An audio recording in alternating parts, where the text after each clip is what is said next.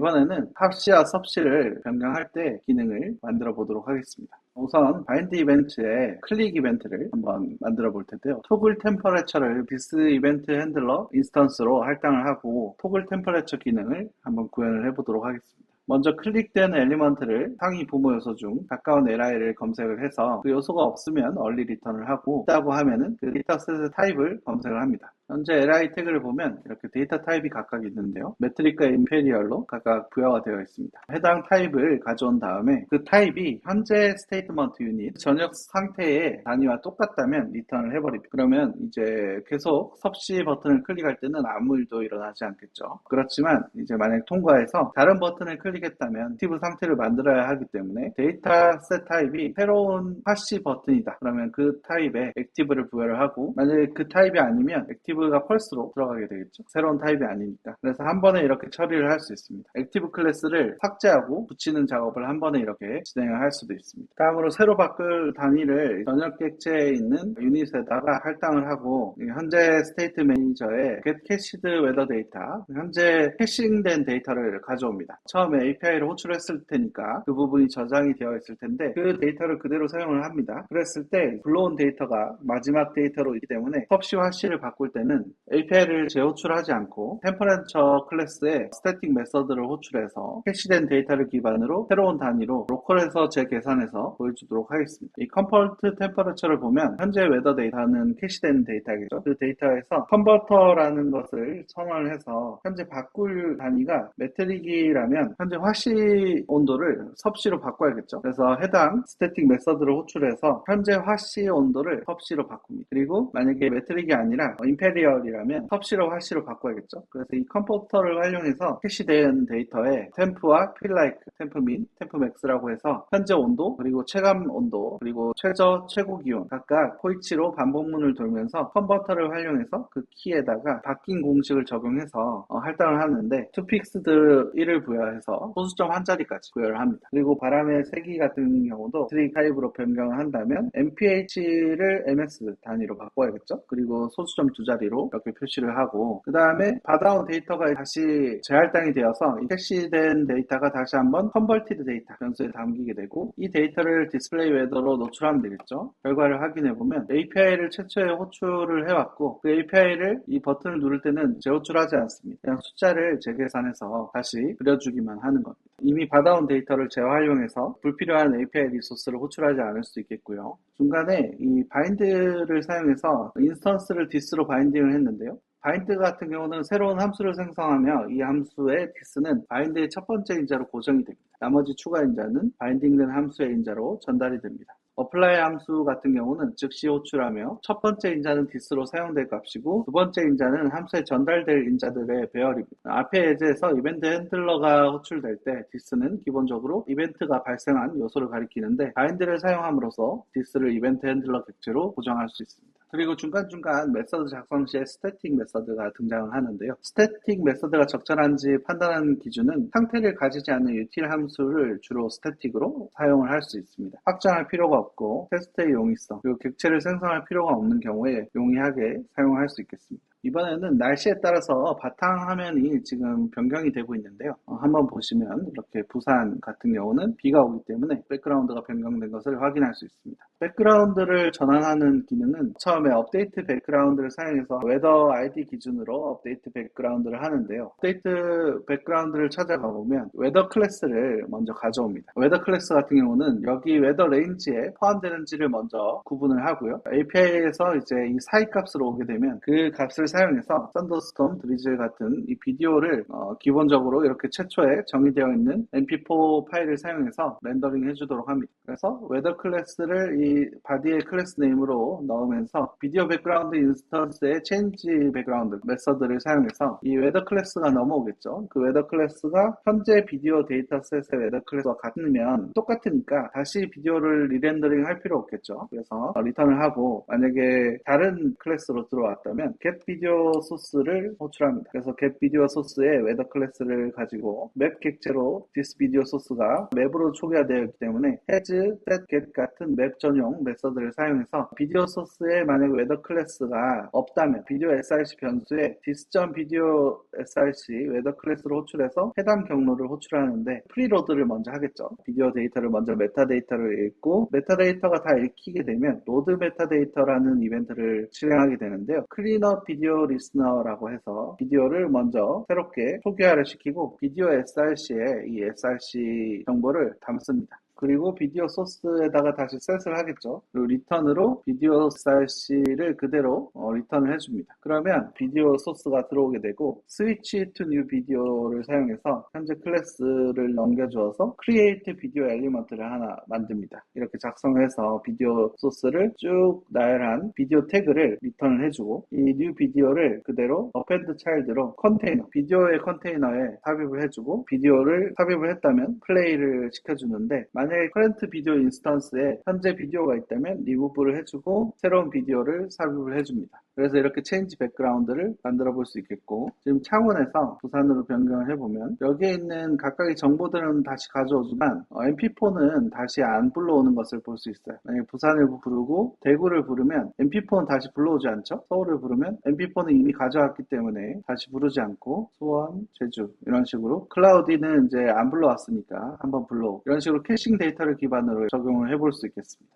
그 다음에 서치 인풋에는 서치 텀이라는 타겟 밸류 로어 케이스 하죠. 입력되는 문자열이 대소문자가 있을 텐데 소문자로 비교를 서로 하면은 값을 금방 알 수 있겠죠. 대문자로만 비교를 하셔도 되고 필터 시티라는 것을 메서드를 호출합니다. 시티 리스트 쪽으로 가보면 필터 시티라는 메서드가 있어요. 필터 시티를 통해서 이 단어들이 이제 로어 케이스로 또 소문자로 변경을 해서 포함되는지 영어 단어라면은 영어 단어 중에서 철자들이 포함이 되는 부분들을 찾겠죠. 그래서 만약에 필터 시티가 있으면 그 필터 시티를 할당을 해주고 selected index를 -1로 합니다. 이렇게 하면은 이 인덱스를 초기화하는 거거든요. 이 인덱스를 이제 계속 감시를 할 텐데 필터 시티를 했으면 이제 바로 selected index를 초기화하고 렌더를 통해서 시트를 보여줘야겠죠. 필터된 시트들이 담기게 되고 create document fragment로 가상돔을 만들어서 t2 렌더 호이치를 반복을 하면서 엘리먼트들을 만들고 li 태그들을 그 다음에 id와 이 텍스트 콘텐트로 시티 네임과 잉글리시 네임을 각각 지정을 하고 선택된 인덱스가 있다면 그 부분을 selected라고 리스트에 표시를 해주고 append child를 해줍니다. 렌더를 계속하게 되는데 이렇게 선택되면 이렇게 표시를 해주기 위함입니다. selected index랑 이제 인덱스가 같으면 이 렌더링을 하면서도 클래스를 부여를 해주는 그런 역할을 하고 있습니다. 새롭게 렌더링을 해야 되면 처음에 비워두고 리스트 엘리먼트에 결국 append child를 통해서 이 프래그먼트를 담게 됩니다. 그래서 this를 다시 리턴을 해주고 메서드 체이닝을 할 수 있게 그러면 이 렌더 뒤에 또 붙여서 다른 메서드를 또 사용할 수 있겠죠.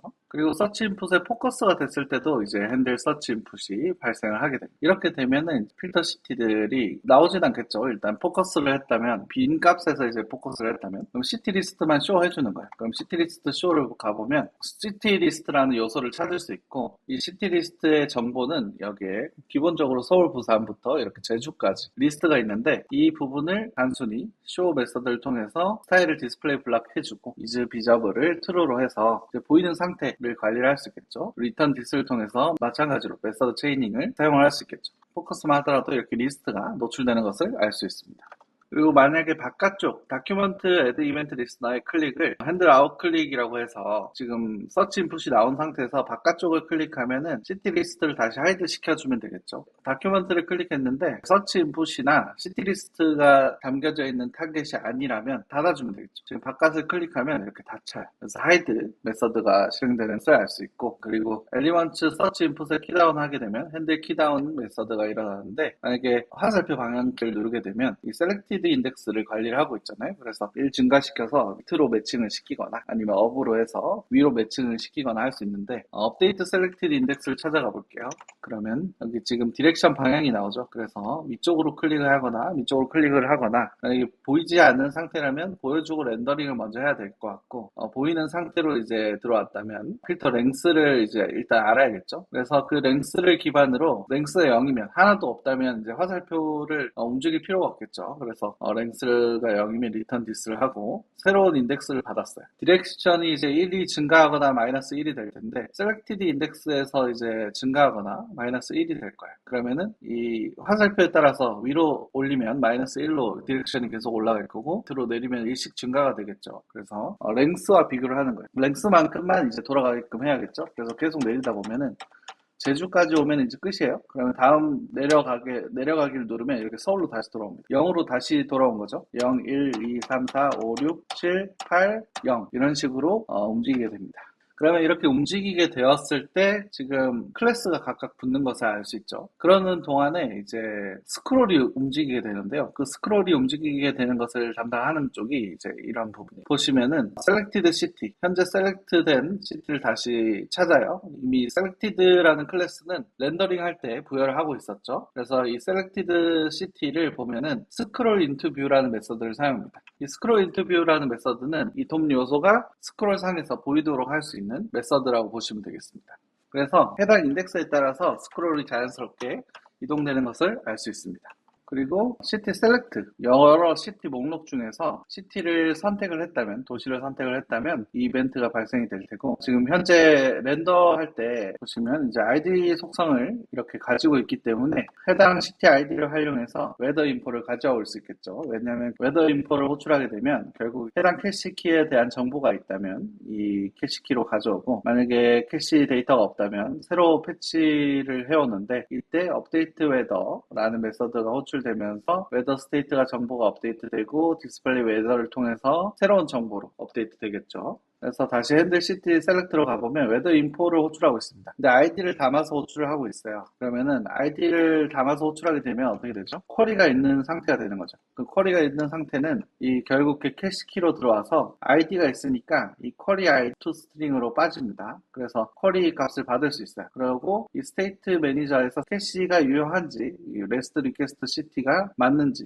이런 것들을 검증한 다음에 맞다면 이 true 값이 들어오게 되고, 그러면은 디스플레이 웨더로 바로 노출을 시켜주고, ID 값을 넣었기 때문에 패치 웨더 데이터가 호출돼요. 근데 여기서 빌드 URL을 만들 때 ID 값으로 할당이 되겠죠. 그러면은 ID 값으로 API를 호출하게 되는데 결과를 만약에 정상적으로 받게 되면 웨더 값이 다시 들어오고 업데이트 웨더 스테이트라고 해서 웨더 상태로 캐시키를 다시 할당을 하면서 디스플레이 웨더를 호출하겠죠. 결국 이 UI가 업데이트 되겠죠. 마지막으로 서치 폼에서 핸들 서치 바인드라는 것을 호출할 수 있는데, 지금 폼 태그로 검색을 만들었기 때문에 런던을 검색을 하고 엔터를 누르게 되면 폼이 제출이 됩니다. 폼이 제출이 되면서 선밋 이벤트가 발생을 할 텐데요. 그렇게 됐을 때 이 웨더 아이템으로 지금 쿼리로 런던이 들어간 것을 볼 수 있죠. 이렇게 호출을 했을 때 미리 보기를 누르게 되면 어떤 값으로 넘어왔는지 보면은 런던이라는 데이터로 넘어왔고, 시스템 컨트리랑 이런 것들을 표시할 수 있게 넘어왔죠. 그리고 웨더 데이터들이 넘어왔습니다. 현재 시티에서 몇 번째인지 찾아서 이제 셀렉티드 시티를 찾았으니까 핸들 시티 셀렉트를 다시 호출을 하는 거예요. 이벤트 타겟을 넘겨서. 그러면은 이제 시티 아이디로 다시 받아와서 해당 정보로 UI를 구성을 할 수 있겠죠. 근데 이벤트 프리벤트 디폴트가 있어요. 왜 이 이벤트 프리벤트 디폴트가 있을까요? 지금 폼 태그 안에 있는 시티 리셋에서 엔터를 누르는 격이기 때문에 폼 서밋이 발생할 수 있어요. 서밋이 발생하게 되면 이 서밋의 이벤트로 제가 지금 현재 선택하고 있는 셀렉트 인덱스를 가져와서 사용을 할 수도 있겠지만, 더 명확하게는 엔터를 입력했을 때 현재 시티 기준으로 직접적인 인덱스를 관리를 하고 있어서 그 인덱스를 받아와서 핸들 시티 셀렉트를 호출해서 웨더 인포를 해오면 되겠죠. 그렇기 때문에 이벤트 프리벤트 디폴트를 사용해서 기본적인 서밋 이벤트를 막고 엔터 이벤트를 따로 처리하는 방식으로 한 것입니다. 결과를 살펴보면 대전 이렇게 검색을 해볼 수 있고, 아래쪽으로 이렇게 스크롤링을 해볼 수도 있고, 선택을 해서 엔터를 입력해서 도시를 변경을 해볼 수도 있고, 런던 이렇게 없는 도시들을 검색을 해볼 수도 있습니다. 뉴욕 이렇게 검색을 해볼 수 있고, 오사카 이런 식으로 검색을 해볼 수 있습니다. 이번 장에서는 오픈 웨더맵 API를 직접 사용하고 데이터를 화면에 노출시키는 과정을 학습했습니다. REST API 개념을 이해하고 API 키를 발급받아 사용하는 과정을 통해 외부 서비스와 연동하는 방법을 익혔습니다. 이는 다양한 웹 서비스 개발에 필수적인 기술입니다. 날씨 애플리케이션의 마크업과 스타일링 과정에서는 시멘틱 HTML과 고급 CSS 기능을 활용해 사용자 친화적인 반응형 UI를 구현했습니다. 자바스크립트 클래스 문법을 통해 객체 지향 프로그래밍 원리를 실제 프로젝트 프로젝트에 적용해 코드의 구조화와 재사용성을 높이는 방법을 배웠고, 외부 API를 사용해서 날씨 정보를 가져와서 동적으로 표시하면서 비동기 프로그래밍 데이터 처리 기술을 활용했습니다. 날씨 단위 변경 및 비디오 전환을 통해 멀티미디어 요소의 캐싱과 제어하는 방법들도 익혔고, 날씨 검색 기능을 구현해서 사용자 입력처, 데이터 필터링, 동적 UI 업데이트 기술을 학습하며 실무적인 스킬을 키웠다고 생각을 합니다. 이 프로젝트에서 배운 내용들을 조금 더 발전시켜서 오픈헤더맵 API를 사용해서 추가적으로 다양한 기능들을 구현해 보도록 합시다. 감사합니다.